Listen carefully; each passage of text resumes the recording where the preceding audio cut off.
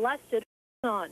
As we went through our civil suit, we collected 42 pages of sworn affidavits from the previous parish to ours, where he had been assigned, and stating that there were several allegations and that people had reported it, in fact.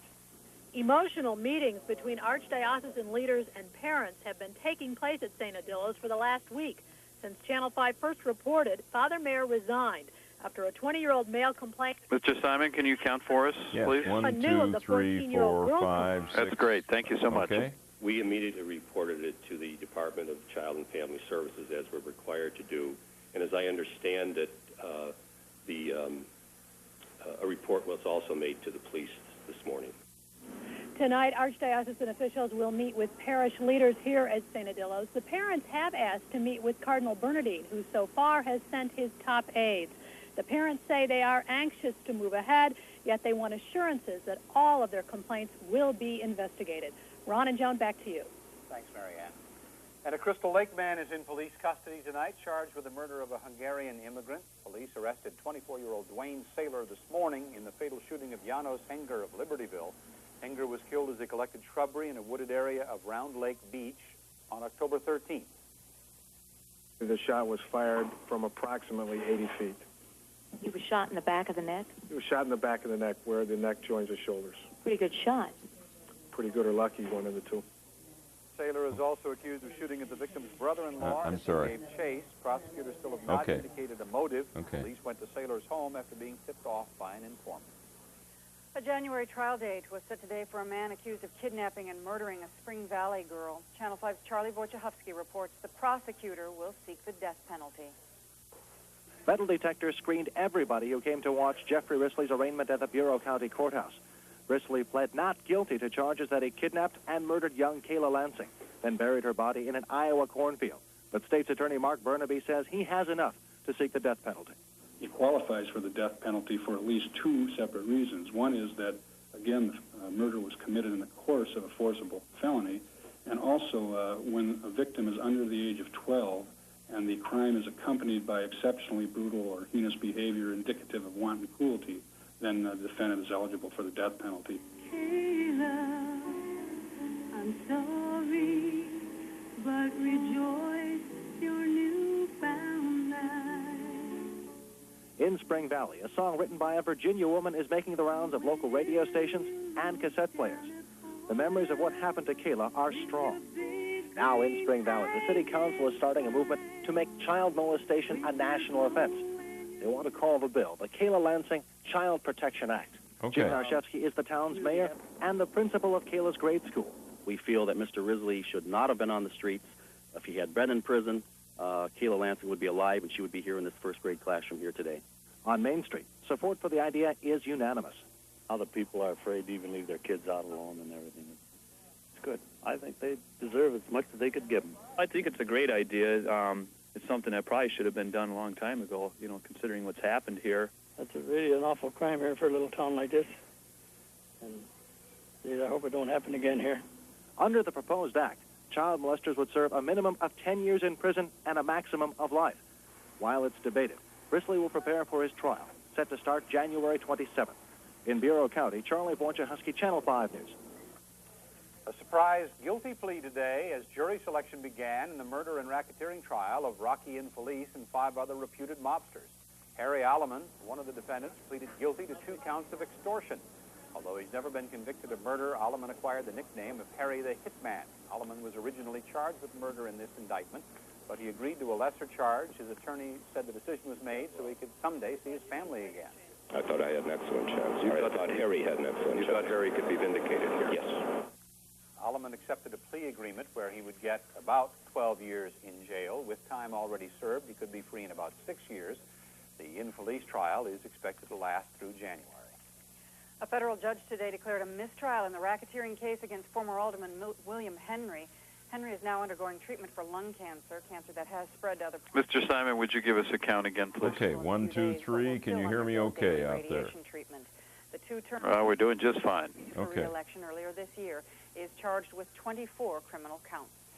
The Chicago Bulls are hot as ever when it comes to souvenirs. The NBA champions stole the show at a charity auction in Daly Plaza today. At least 2 of their banners stole the show. Senator, we're about 2.5 minutes to your interview. You'll be talking to Ron and Joan today. Okay. On both. Proceeds from this auction go to Chicago's Project Sharing It, which is aimed at helping the needy. Pardon? Ahead on the Channel 5 News, United Airlines Well, picks the a site little for more its than I massive had new done. maintenance base. Also Yeah. at City Hall, is it Let's Make a Deal time on Ward Map? Kind of a wild the city's time. proposed ComEd deal. Those stories and more I'm coming afraid up. not a good time for women. Yeah. Yeah.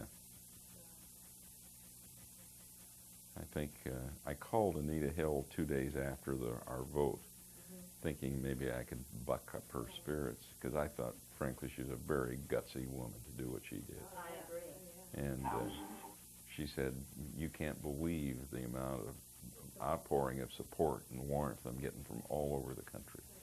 Yeah, yeah. She was very, instead of my bucking her up, she did it the other way around. Yeah. I just can't believe the things I'm hearing, even Yeah. Yeah, yeah, yeah. So, absolutely. Yeah, yeah, yeah. I think it has escalated the whole 1, issue. 2, 3, 4, 5. of 1, 2, 3, sexual 4, harassment. 5. Mic check. Right. I think, Read. yeah, I think we really are better off because of that. It's the one good thing that really did come out of it. Yeah, I agree.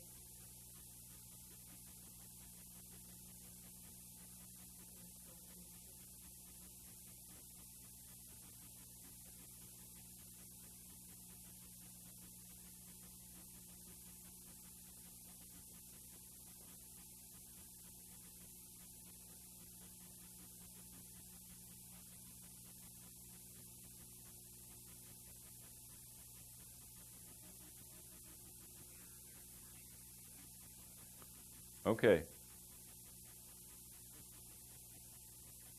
I've been working here so long. Good.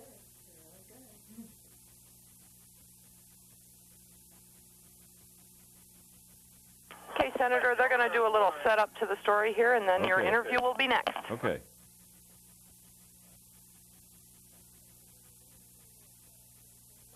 The finger tonight is pointed at Senator Paul Simon. A Washington newspaper says he is the senator who leaked Anita Hill's charges of sexual harassment.